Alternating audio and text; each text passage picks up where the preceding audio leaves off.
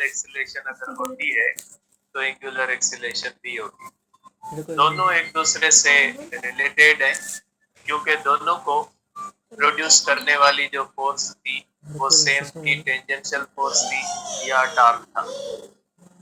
अगर टार्क या tangential force लगेगी किसी भी रोटेटिंग बॉडी के ऊपर तो उसके अंदर एंगुलर और टेंजेंशियल एक्सीलरेशन पैदा होगी।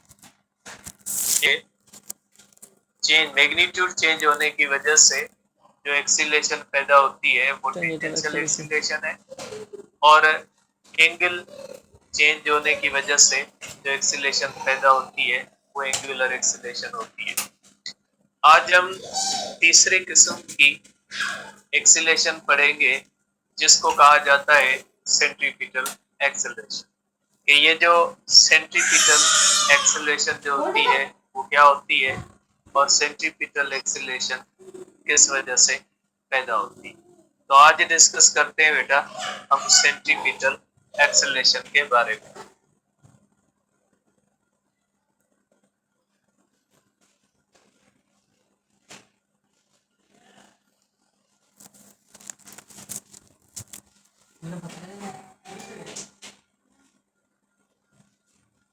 देखिए सेंट्रीपिटल एक्सीलरेशन को ऐसी कहा जाता है बेटा। अब देखिए ये सेंट्रीपिटल एक्सीलरेशन होती क्या है।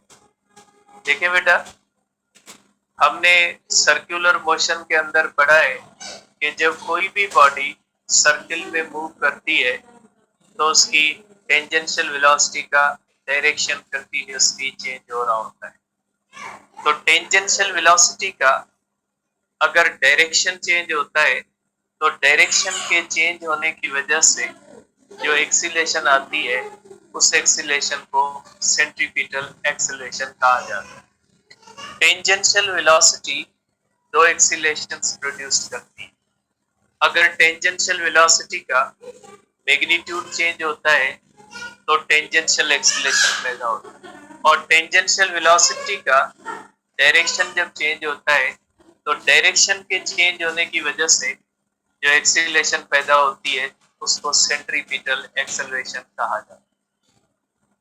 आपको पता है कि वेलोसिटी वेक्टर क्वांटिटी है, उसका मैग्नीट्यूड अगर चेंज होगा तो भी एक्सीलरेशन पैदा होती है, अगर उसका डायरेक्शन चेंज होता है तो भी उसके अंदर एक्सेलरेशन पैदा होती है। तो यहाँ पे जब कोई भी बॉडी सर्कुलर मोशन के अंदर होती है तो सर्कुलर मोशन के अंदर मूव करती हुई बॉडी के टेंजेंशियल वेलोसिटी का अगर मैग्नीट्यूड चेंज होता है तो उसकी वजह से जो एक्सीलरेशन पैदा होती है उसको टेंजेंशियल एक्सेलरेशन कहा जाता है और उसी टेंजेंशियल वेलोसिटी के डायरेक्शन चेंज होने की वजह से जो एक्सेलरेशन पैदा होती है उसको सेंट्रीपिटल एक्सेलरेशन कहा जाता है। तो यहाँ पे तीन एक्सीलरेशन सब हुई। एक एंगुलर एक्सीलरेशन जो rate of change of angular velocity के चेंज होने से जो एक्सीलरेशन आती है वो एंगुलर एक्सीलरेशन। टेंजेंशियल वेलोसिटी की वजह से दो एक्सीलरेशंस आती है।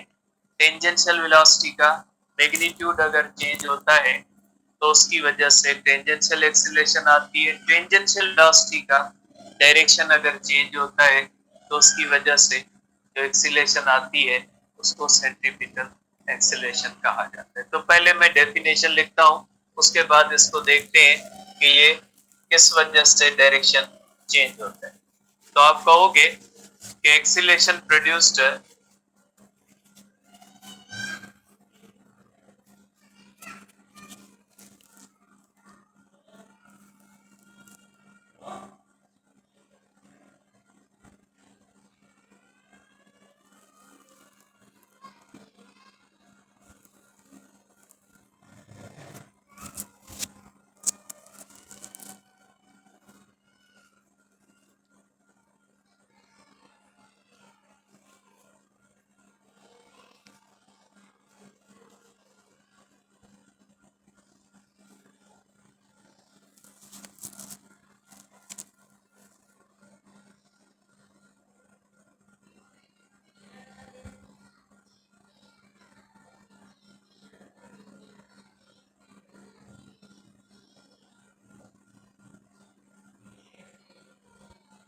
ठीक है, इसको कहा जाता है बेटा सेंट्रीपिटल एक्सीलरेशन। अब हम देखेंगे कि जिस तरह से हमने ये डिस्कस किया था कि टेंजेंशियल एक्सीलरेशन और एंगुलर एक्सीलरेशन टेंजेंशियल फोर्स की वजह से पैदा होती है या टार्क की वजह से पैदा होती है। अब हम ये देखेंगे कि सेंट्रीपिटल एक्सीलरेशन के पैदा होने की वजह क्या है, किस वजह से सेंट्रीपिटल एक्सीलरेशन पैदा होती है। देखिए बेटा, जब कोई भी बॉडी सर्किल में रिवॉल्व करती है तो उसके ऊपर सेंट्रीपिटल फोर्स का लगना जरूरी होता है। सपोज करें इस तरह से कोई भी बॉडी है जो सर्किल में रिवॉल्व करती है। अगर आप यहाँ पे देखें, अगर कोई भी बॉडी यहाँ पे है तो इसकी वेलोसिटी टेंजेंशियल का डायरेक्शन ये होता है, ये इस तरफ जाने की कोशिश करती है, लेकिन सेंट्रीपिटल फोर्स इसको इस तरफ लगती है। अब ये सेंट्रीपिटल फोर्स और टेंजेंशियल वेलोसिटी के दरमियान जो एंगल होती है वो हमेशा 90 डिग्री होती है। अगर बॉडी यहाँ पे आ जाती है तो इसकी वेलोसिटी टेंजेंशियल का डायरेक्शन ये होता है बेटा, वेलोसिटी टेंजेंशियल का डायरेक्शन ये है और ये सेंट्रीपिटल फोर्स का डायरेक्शन। अब देखिए बेटा, यहाँ पे बॉडी इस तरह सीधा जाने की कोशिश करती है, लेकिन सेंट्रीपिटल फोर्स इसको सर्किल में रोटेट करवाती है। ठीक है, तो सेंट्रीपिटल फोर्स वो फोर्स होती है जो किसी भी बॉडी को सर्किल में रोटेट करवाती है या सर्किल में रिवॉल्व करवाती है। आप देख सकते हैं कि सेंट्रीपिटल फोर्स और टेंजेंशियल वेलोसिटी के दरमियान एंगल 90 डिग्री। जब किसी भी वेलोसिटी के साथ फोर्स 90 डिग्री पे होती है तो ऐसी फोर्स को हम डिफ्लेक्टिंग फोर्स कहते हैं। वो फोर्स उस वेलोसिटी का डायरेक्शन तो चेंज कर सकती है, लेकिन उसका मैग्नीट्यूड चेंज नहीं कर सकता। ये आप इसका रीजन कह सकते हैं कि जैसे मैंने आपको कल बार बार कहा था कि टेंजेंशियल एक्सीलरेशन कभी भी सेंट्रीपिटल फोर्स की वजह से पैदा नहीं होगी। तो मैंने कल भी आपको बताया था, आज फिर मैं बता देता हूं कि टेंजेंशियल एक्सीलरेशन पैदा होती है due to the change of magnitude of tangential velocity. और यहाँ पे आप देख सकते हैं कि जब कोई भी बॉडी सर्किल में रिवॉल्व करती है तो टेंजेंशियल वेलोसिटी के दरमियान और सेंट्रीपिटल फोर्स के दरमियान एंगल 90 डिग्री होती है। और ऐसी फोर्स जो किसी भी वेलोसिटी के साथ 90 डिग्री पे एक्ट करती है, तो ऐसी फोर्स कभी भी उस वेलोसिटी का मैग्नीट्यूड चेंज नहीं कर सकती। ऐसी फोर्स उस वेलोसिटी का डायरेक्शन तो चेंज कर सकती है, लेकिन उसका मैग्नीट्यूड चेंज नहीं कर सकती। प्रोजेक्टाइल मोशन के अंदर भी आपने देखा था कि हॉरिजॉन्टल कंपोनेंट ऑफ वेलोसिटी के दरमियान और ग्रेविटेशनल फोर्स के दरमियान एंगल 90 थी। तो हमने ये पढ़ा था कि हॉरिजॉन्टल वेलोसिटी को किसी भी हॉरिजॉन्टल वेलोसिटी, तो उसके ऊपर जो सेंट्रीपिटल फोर्स लगती है वो सेंट्रीपिटल फोर्स उसकी टेंजेंशियल वेलोसिटी के साथ परपेंडिकुलर होती है। इसलिए वो सेंट्रीपिटल फोर्स उस टेंजेंशियल वेलोसिटी का मैग्नीट्यूड तो चेंज नहीं कर सकती, लेकिन उसका डायरेक्शन कंटिन्यूअसली चेंज कर रही होती है। डायरेक्शन चेंज करने की जिम्मेदार जो फोर्स है वो टेंजेंशियल फोर्स नहीं है। डायरेक्शन चेंज करने की जिम्मेदार जो फोर्स है वो सेंट्रीपिटल है, क्योंकि सेंट्रीपिटल फोर्स ही जिम्मेदार है सर्कुलर मोशन का। टेंजेंशियल फोर्स सर्कुलर मोशन की जिम्मेदार नहीं होती। टेंजेंशियल फोर्स के सिवा सर्कुलर मोशन हो सकती है, सेंट्रीपिटल फोर्स के सिवा सर्कुलर मोशन नहीं हो सकती। चाहे वो यूनिफॉर्म सर्कुलर मोशन हो, चाहे वो नॉन यूनिफॉर्म सर्कुलर मोशन हो, सर्कुलर मोशन के लिए सेंट्रीपिटल फोर्स का होना जरूरी है।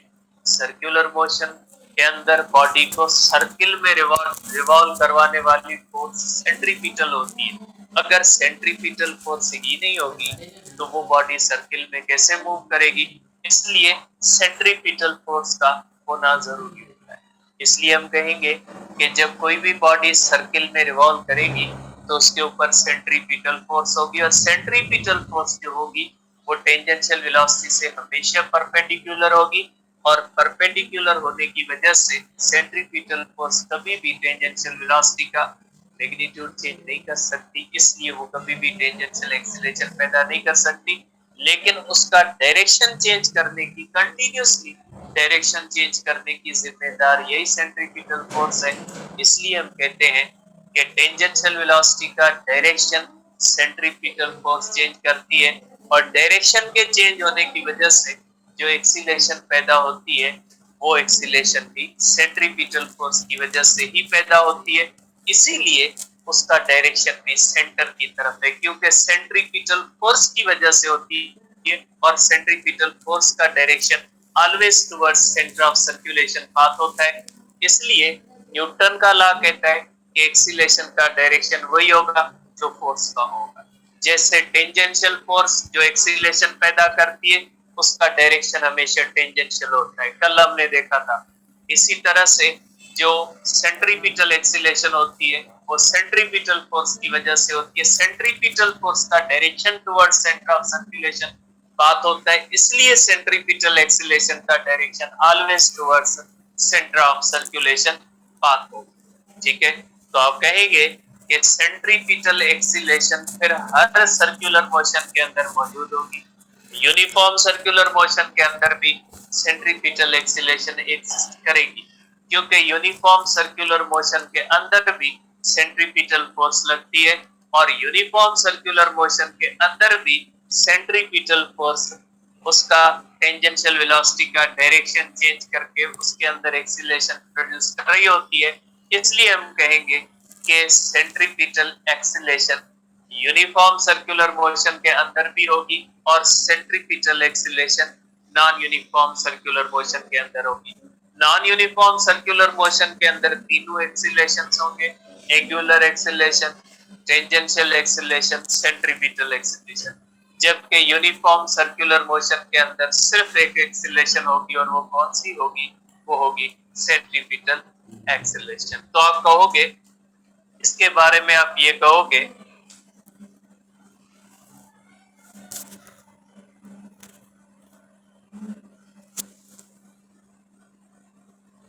centripetal acceleration.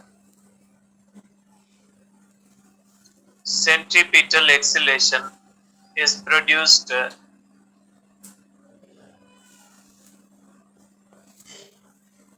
due to centripetal force, because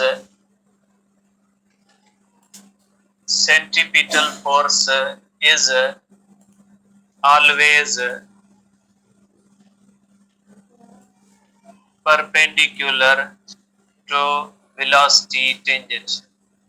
ठीक है, centripetal acceleration is produced due to centripetal force because centripetal force is always perpendicular to velocity tangential, and therefore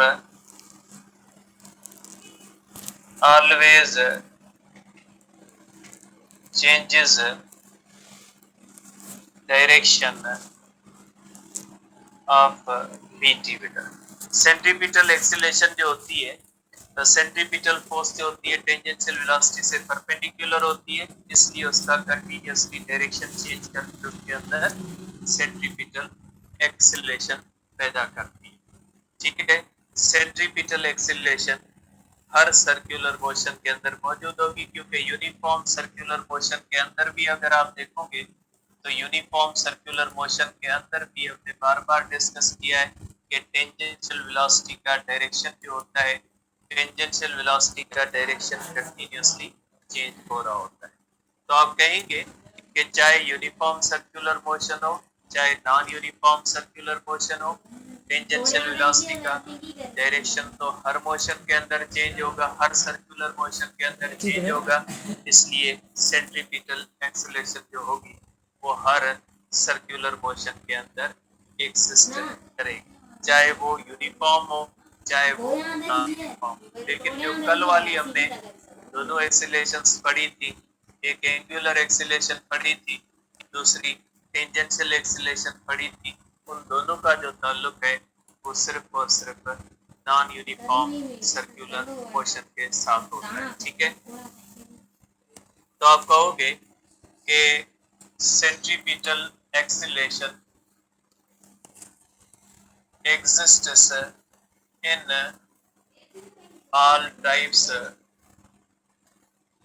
of circular motion,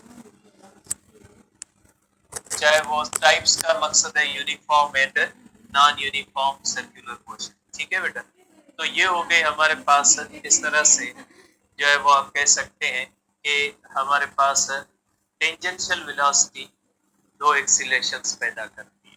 tangential velocity के magnitude की change tangential acceleration पैदा करती है, और tangential velocity का direction जो होता है वो सेंट्रीपिटल एक्सीलरेशन पैदा करता है। उसका डायरेक्शन तो हर सर्कुलर मोशन के अंदर चेंज हो रहा होता है, इसलिए उसकी वजह से सेंट्रीपिटल एक्सीलरेशन हर सर्कुलर मोशन के अंदर होती है, जबकि उसका मैग्नीट्यूड जो चेंज होता है वो सिर्फ नॉन यूनिफॉर्म सर्कुलर मोशन के अंदर होता है, इसलिए उसकी वजह से टेंजेंशियल एक्सीलरेशन सिर्फ नॉन यूनिफॉर्म सर्कुलर मोशन के अंदर पैदा होती है। अब अगर इसका फार्मूला करें तो सेंट्रीपिटल एक्सीलरेशन के फार्मूले की डिटेल में जाने से मैं डायरेक्ट फार्मूला लिख रहा हूँ। ये होता है v² अपाना। ठीक है, ये हमारे पास फार्मूला है। इसको आप इस तरह भी लिख सकते हैं, v होता है r omega square upon r होगा, ये हो जाएगा r² omega square upon r गए r में is equal to r omega square. तो सेंट्रीपिटल एक्सीलरेशन को आप इस तरह भी लिख सकते हैं कि सेंट्रीपिटल एक्सीलरेशन v² अपान r भी होती है और centripetal acceleration r omega square भी होती है। आप इसको इस तरह भी लिख सकते हैं कि centripetal acceleration is equal to r omega square.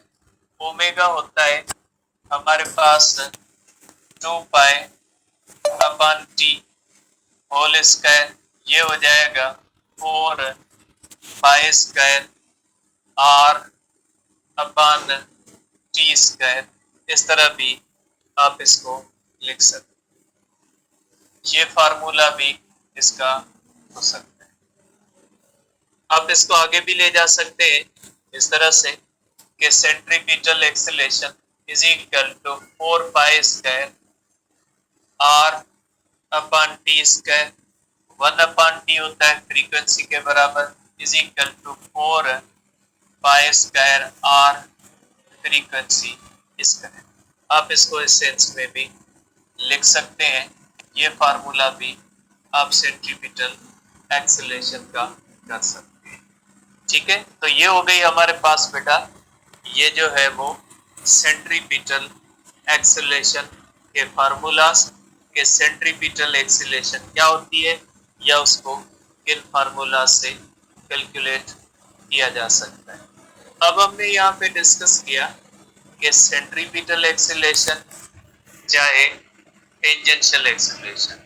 Centripetal acceleration को एक्सीलरेशन पैरेलल भी कहा जाता है, इसलिए कि उसका डायरेक्शन रेडियस से पैरेलल होता है, और टेंजेंशियल एक्सीलरेशन को एक्सीलरेशन परपेंडिकुलर भी कहा जाता है, क्योंकि टेंजेंशियल एक्सीलरेशन रेडियस से परपेंडिकुलर होती है।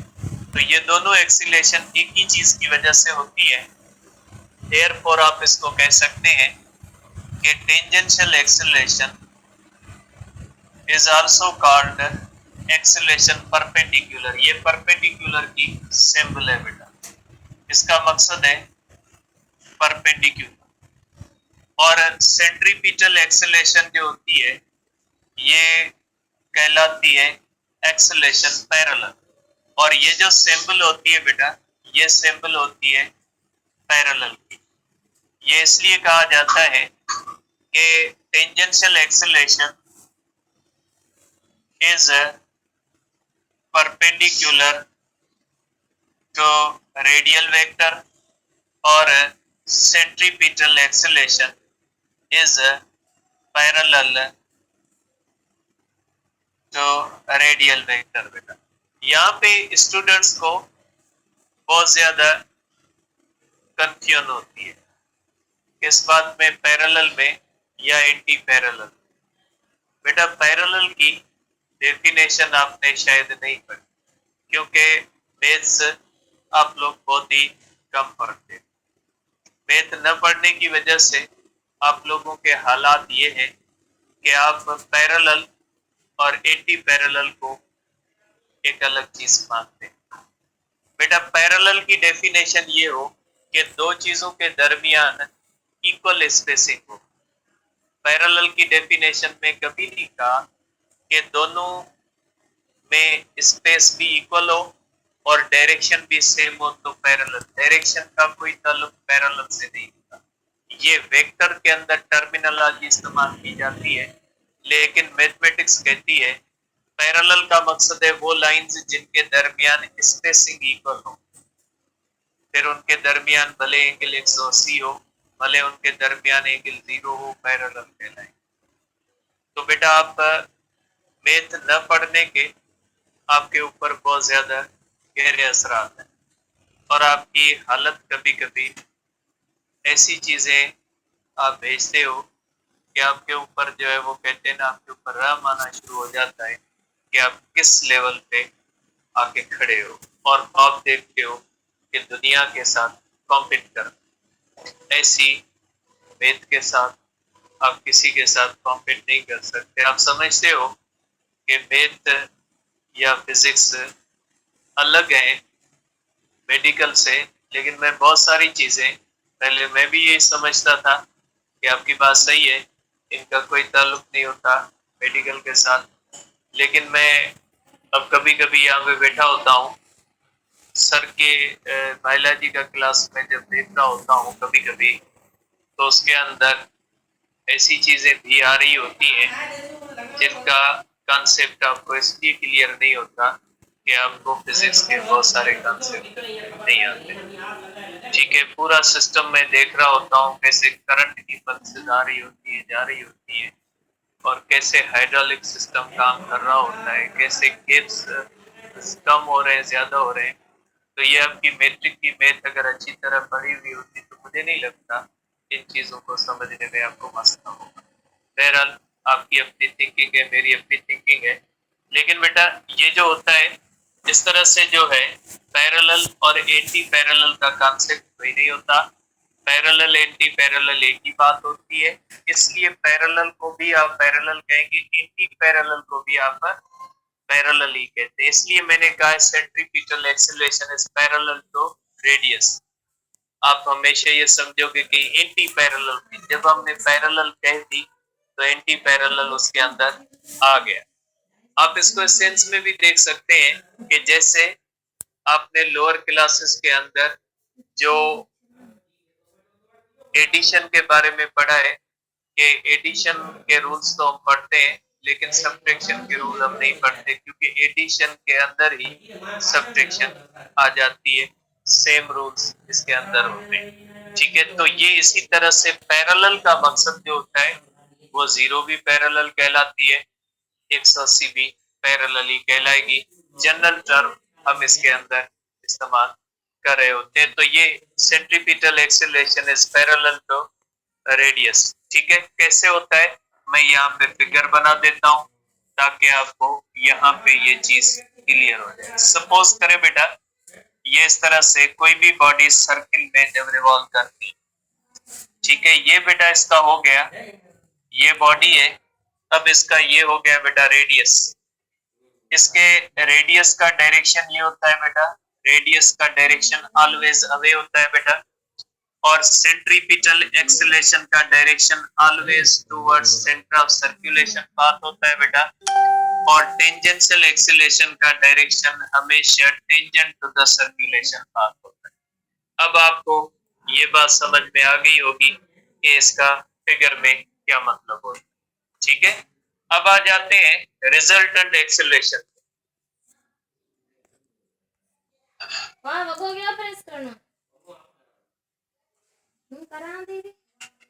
अब ये रिजल्टेंट एक्सेलरेशन क्या होती है? ठीक है, देखिए बेटा, एक वेलोसिटी दो एक्सीलरेशंस पैदा करती है। कौन सी velocity? Tangential velocity. Tangential velocity के जो मैग्नीट्यूड की चेंज होती है, वो मैग्नीट्यूड की चेंज टेंजेंशियल एक्सीलरेशन पैदा करती है। डायरेक्शन की चेंज जो होती है वो सेंट्रीपिटल एक्सीलरेशन पैदा करती है। एक ही चीज दो एक्सीलरेशंस पैदा करती है, इसलिए हम कहते हैं कि यहाँ पे एक ही चीज की वजह से दो इफेक्ट्स होते हैं। टेंजेंशियल वेलोसिटी के अंदर दो चेंजेस आ सकती है, centripetal acceleration due to the direction, tangential due to the magnitude. इसलिए हम यहाँ पे एक रिजल्टेंट एक्सीलरेशन लेते हैं दोनों। तो आप इस तरह से कह सकते हैं कि velocity tangential produces change in velocity tangential produce two accelerations, ठीक है। centripetal acceleration due to change of direction, tangential acceleration due to change of magnitude। therefore इनकी रिजल्टेंट एक्सेलरेशन होगी सेंट्रीपिटल एक्सेलरेशन प्लस टेंजेंशियल, क्योंकि vector है और ये मैंने यहाँ पे बेटा वेक्टर सम लिखी है। आप इसको इस तरह से देख सकते हैं कि ये इस तरह से बेटा दो एक्सीलरेशन अगर किसी भी बॉडी के अंदर है, ये नॉन यूनिफॉर्म के अंदर ही होगा। सिंपल सी बात है, दोनों एक्सीलरेशन किसके अंदर होंगे? नॉन यूनिफॉर्म के अंदर होंगे। ये हो जाएगी टेंजेंशियल एक्सीलरेशन, ये हो जाएगी सेंट्रीपिटल एक्सीलरेशन। दोनों की रिजल्टेंट एक्सीलरेशन होती है ये हो जाती है दोनों की रिजल्टेंट एक्सीलरेशन, ठीक है। वेक्टर डायग्राम के मुताबिक वेक्टर डायग्राम के मुताबिक ये होगा,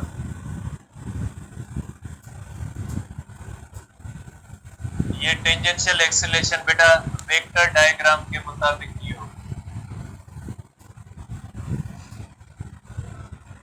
ये रिजल्टेंट एक्सीलरेशन बेटा ये वेक्टर डायग्राम के मुताबिक आप ये करेंगे बेटा, ये हो जाएगी सेंट्रीपिटल एक्सीलरेशन।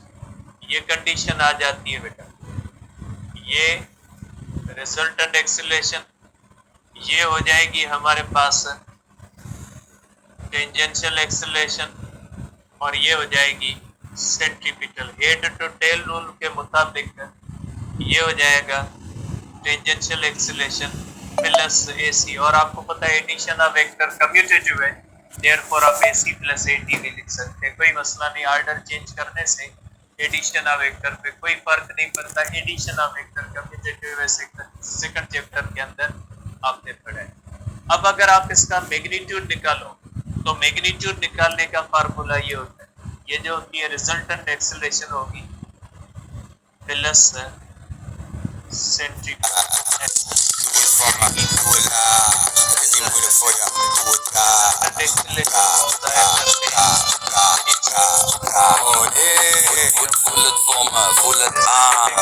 ये रिजल्टेंट एक्सीलरेशन से आगे एक और भी बात है जो कि यूनिफॉर्म सर्कुलर मोशन के अंदर जब कोई भी बॉडी होती है उसके अंदर कौन सी चीजें कांस्टेंट होती है। अब चीजों से क्या मकसद? चीजों से मकसद है उसकी स्पीड, उसकी वेलोसिटी, उसकी एंगुलर वेलोसिटी, उसका एंगुलर डिस्प्लेसमेंट, उसकी एंगुलर एक्सीलरेशन, उसकी सेंट्रीपिटल एक्सीलरेशन, उसकी टेंजेंशियल एक्सीलरेशन, उसकी सेंट्रीपिटल फोर्स। इन चीजों में से कौन सी चीज जो होती है वो इसके अंदर कांस्टेंट रहेगी।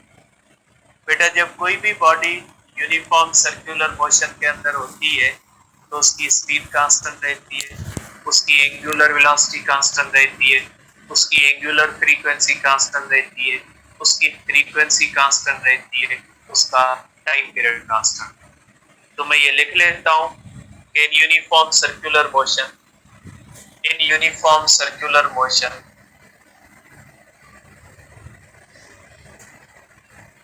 speed,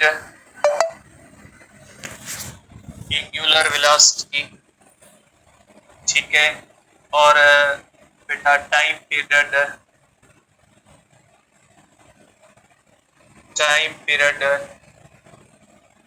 फ्रीक्वेंसी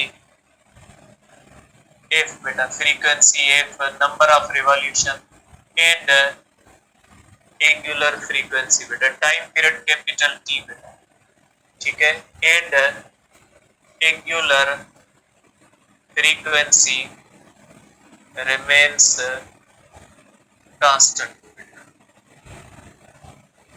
ये कांस्टेंट रहती है।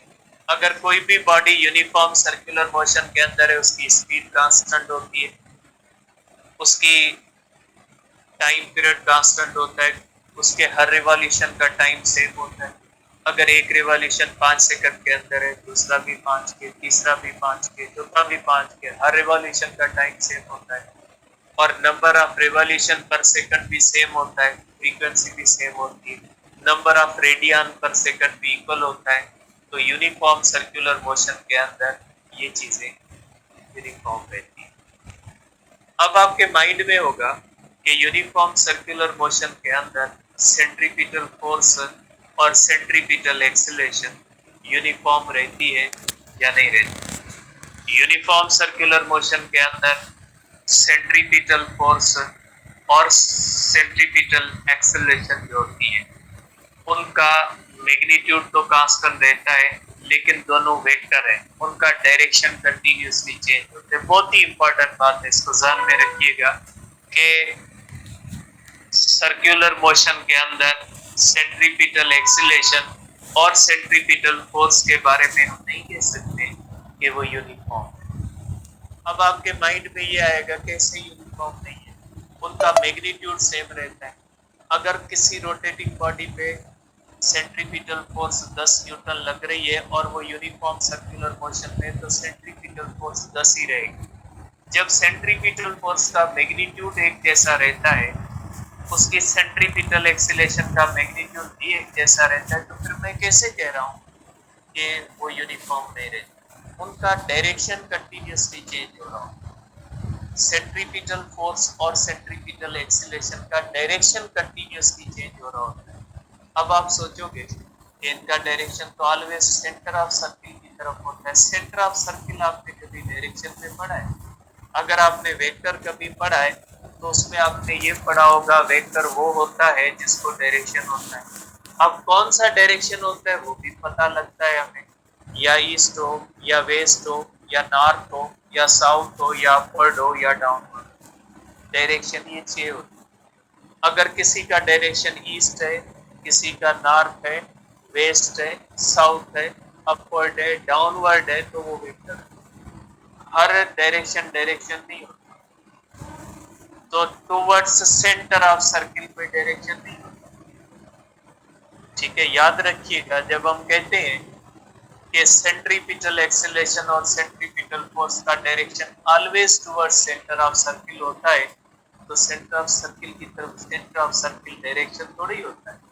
जब कोई भी बॉडी सर्कुलर मोशन यूनिफॉर्म में होती है तो उसकी सेंट्रीपिटल एक्सीलरेशन और सेंट्रीपिटल फोर्स का डायरेक्शन ऑलवेज टुवर्ड्स सेंटर होता है, लेकिन वो कंटिन्यूसली चेंज हो रहा होता है। कैसे होता है उसको देखते हैं। ठीक है बेटा, इन यूसीएम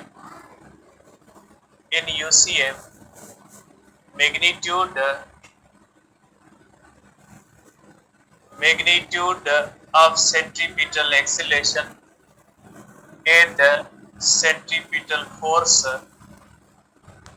remains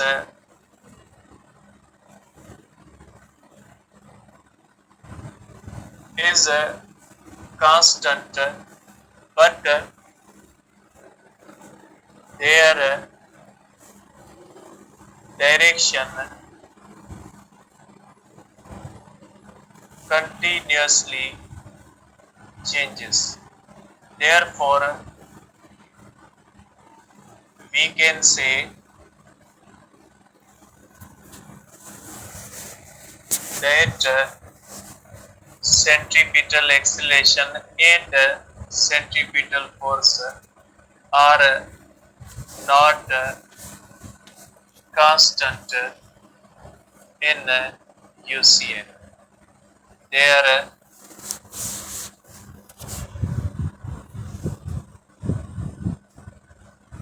ठीक है, ये आप इसको इस तरह से कहें, कैसे कहेंगे? अब ये इस बात को समझते हैं। देखिए बेटा, थोड़ा ध्यान से समझिएगा। सपोज करें ये सर्किल है बेटा, ठीक है, ये इसका एक्स है बेटा, ये इसका एक्स बन गया, ये इसका बन गया। मैं कलर चेंज कर दूं, ठीक है बेटा, इसका मैं कलर चेंज कर दूं। ये इसका बन गया वाई और ये इसका बन गया एक्स बेटा, एक्स और वाई बन गए बेटा, ठीक है। ये डायरेक्शन ईस्ट है बेटा, ये डायरेक्शन नॉर्थ है बेटा, ये डायरेक्शन वेस्ट है बेटा, ये डायरेक्शन साउथ है, ठीक। अब एक बॉडी सर्कुलर मोशन के अंदर है। सपोज करें ये बाल है, ये बाल इस पोजीशन पे है, ये बाल यहाँ पे है और ये इस तरह से रोटेट कर रहा है। इसके अंदर सेंट्रीपिटल एक्सीलरेशन का डायरेक्शन ये है, सेंट्रीपिटल फोर्स का डायरेक्शन ये है। डायरेक्शन टुवर्ड्स सेंटर तो है, आप कहेंगे कि सेंट्रीपिटल एक्सीलरेशन का डायरेक्शन टुवर्ड्स सेंटर है, सेंट्रीपिटल फोर्स का डायरेक्शन टुवर्ड्स सेंटर है। बट एक्सिस पे देखें, एक्सिस के हिसाब से इस वक्त इसका डायरेक्शन वेस्ट है। देख ले आप, दोनों का सेंट्रीपिटल एक्सीलरेशन टुवर्ड्स सेंटर है, यहाँ पे टुवर्ड्स सेंटर है, सेंटर है, लेकिन एक्सिस के हिसाब से ये डायरेक्शन अभी वेस्ट है। तो पॉइंट पी पे सेंट्रीपिटल एक्सीलरेशन और सेंट्रीपिटल फोर्स का डायरेक्शन वेस्ट है, वेस्ट की है टुवर्ड्स सेंटर, लेकिन एक्सिस के हिसाब से क्या बनता है, वेस्ट है। अब आ जाए यहाँ पे, बॉडी आ गई यहाँ पे, centripetal acceleration still towards centre of circulation path, centripetal force still towards centre of circle, दोनों centre of circle. Point Q पे भी आप कहोगे सेंट्रीपिटल एक्सीलरेशन और सेंट्रीपिटल फोर्स दोनों का डायरेक्शन टुवर्ड सेंटर है, लेकिन एक्सिस के हिसाब से देखें डायरेक्शन कौन सा है, डायरेक्शन साउथ है। सेंट्रीपिटल एक्सीलरेशन और सेंट्रीपिटल फोर्स का डायरेक्शन साउथ की तरफ, ठीक है। जब कोई भी बॉडी यहाँ पे है, जब कोई भी बॉडी यहाँ पे आ जाती है, देखिए स्टिल सेंट्रीपिटल एक्सीलरेशन का टुवर्ड्स सेंटर है, सेंट्रीपिटल फोर्स का टुवर्ड्स सेंटर है, तो सेंटर तो कोई डायरेक्शन नहीं है। पॉइंट आर है, देखें डायरेक्शन किस तरफ हो जाता है, ईस्ट की तरफ हो जाता है, तो आप कहोगे सेंट्रीपिटल एक्सीलरेशन सेंट्रीपिटल फोर्स का डायरेक्शन ईस्ट है यहाँ, ठीक है। अब ये बॉडी आ गई यहाँ पे, बॉडी आ गई यहाँ पे, देखे सेंट्रीपिटल एक्सीलरेशन का direction still towards centre of earth, centre of circulation path है, ठीक है, सेंटर की तरफ हर जगह पे है, लेकिन अभी आप एक्सिस के हिसाब से देखें टुवर्ड्स नॉर्थ है, तो ये इस पोजीशन है, इसके ऊपर सेंट्रीपिटल एक्सीलरेशन सेंट्रीपिटल फोर्स का डायरेक्शन नॉर्थ, तो है always towards centre of circle, लेकिन सेंटर ऑफ सर्किल थोड़ी ना डायरेक्शन होती है। डायरेक्शन वो होता है जो एक्सिस डिटरमाइन करते हैं, डायरेक्शन वो होता है जो एक्सिस पे आता है, ठीक है।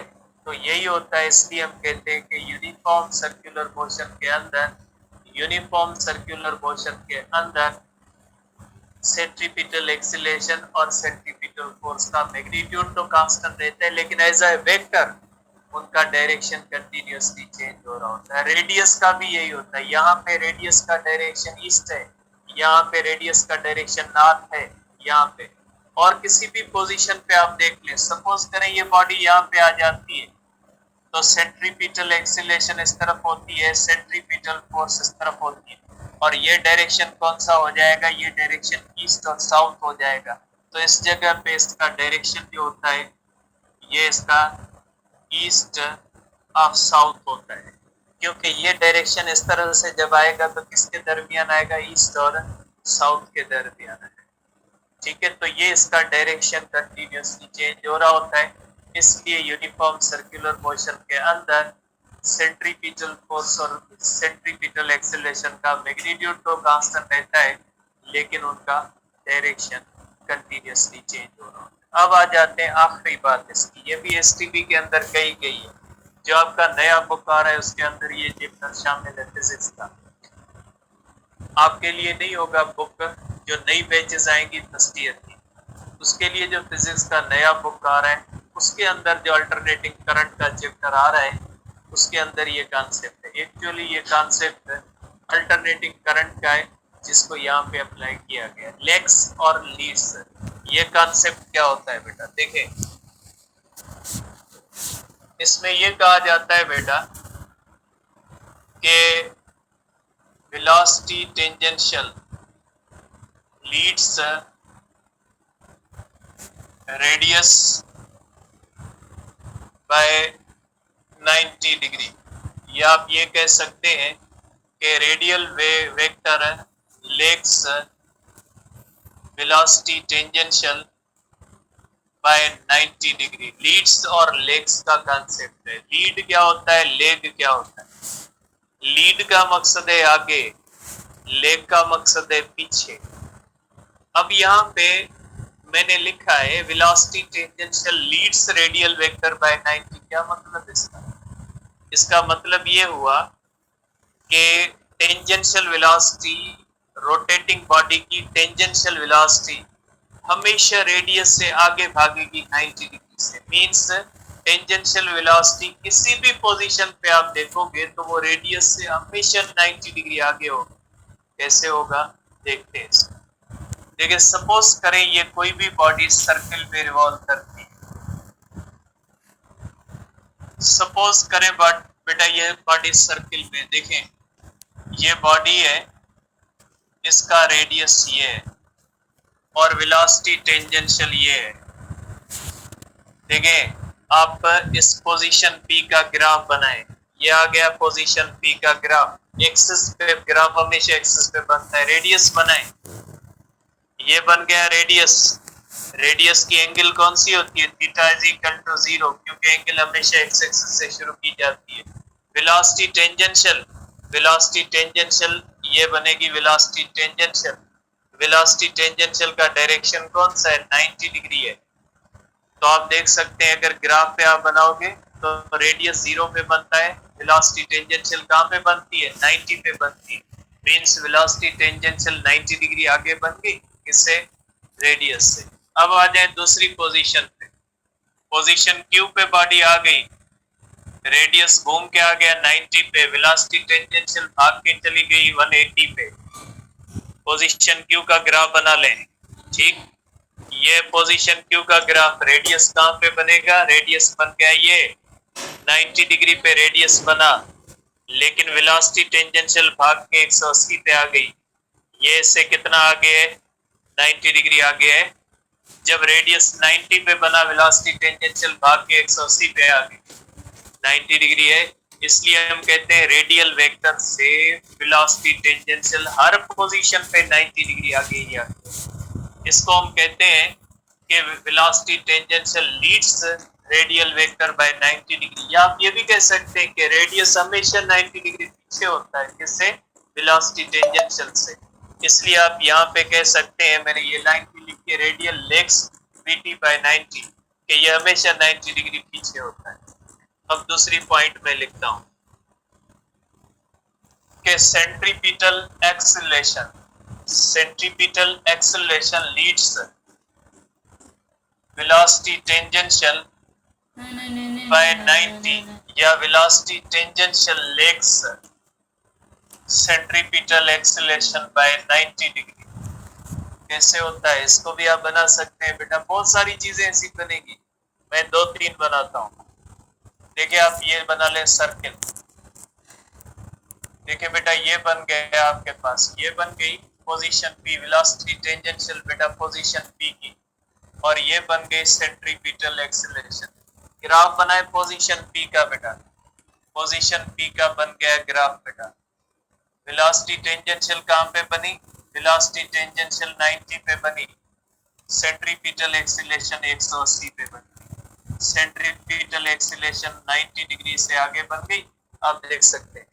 ठीक, अब आप ये बना ले बेटा, ये आ गया यहाँ पे वेलोसिटी टेंजेंशियल, ये आ गई वेलोसिटी टेंजेंशियल, ये आ गई सेंट्रीपिटल एक्सीलरेशन। देख ले आप, ये पोजीशन क्यू का ग्राफ है, पोजीशन क्यू का ग्राफ बना ले बेटा। ठीक, वेलोसिटी टेंजेंशियल बना ले इस तरह से, वेलोसिटी टेंजेंशियल भाग के 180 पे आ गई। ठीक है, ये 90 पे, 90 से 180 पे आ गई। आप देखें सेंट्रीपिटल एक्सीलरेशन भाग के 270 पे आ गई। ठीक है, 90 डिग्री आगे है, भले आप किसी और पोजीशन पे बना दें, सेंट्रीपिटल एक्सीलरेशन हमेशा वेलोसिटी से 90 डिग्री आगे भागती रहेगी।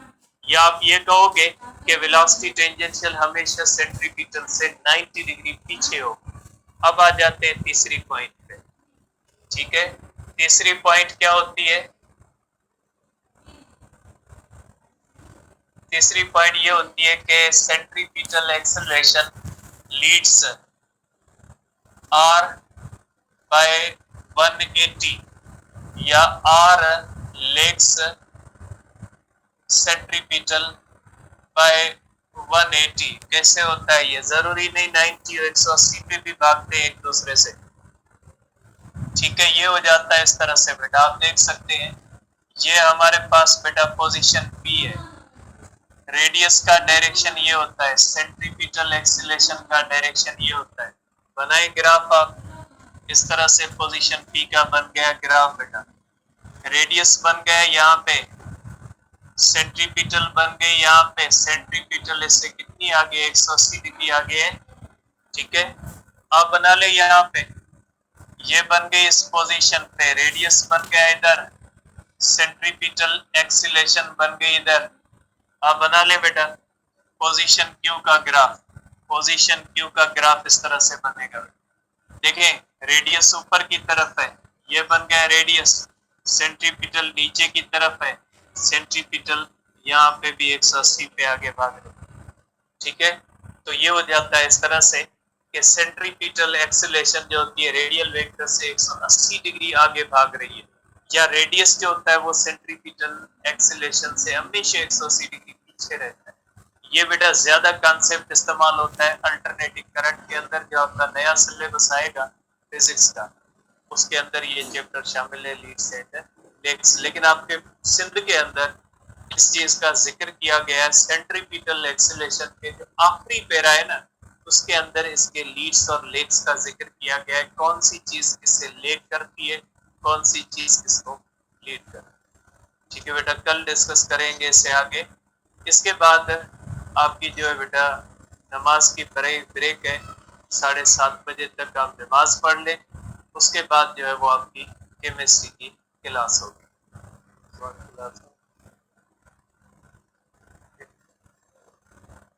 बेटा नमाज का ब्रेक है, नमाज की ब्रेक करते